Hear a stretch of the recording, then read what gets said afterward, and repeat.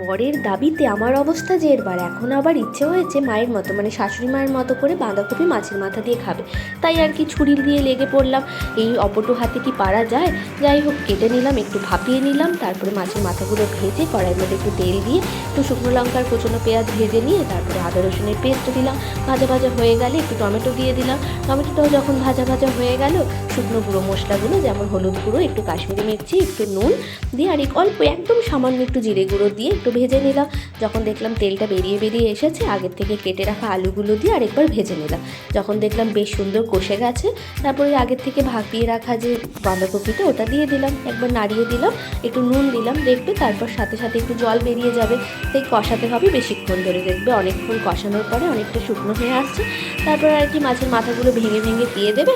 যখন দেখবে অনেকটা শুকনো হয়ে এসেছে, একটু গরম মশলা অ্যাড করে দেবে, তারপর নামিয়ে নেবে। আমার তো এরকম জ্বালাই পোহাতে হয়।